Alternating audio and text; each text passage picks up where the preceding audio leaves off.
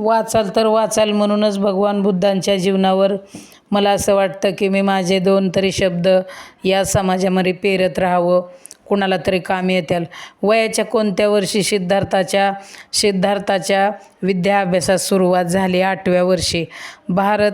भारद्वाजाचा आश्रम कुठे होता? कपिलवस्तू. सिद्धार्थाचा चुलत भावाचे नाव काय होते? तर देवदत्त. आणि सिद्धार्थाच्या पत्नीचे नाव काय होते? यशोधरा.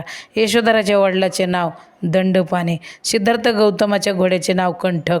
आरारा कालामचा आश्रम कुठे आहे? वैशाली. यशोधरेचा घरचे नाव गोपा. बुद्ध काळात भारताला काय म्हणत? जम्बूद्वीप.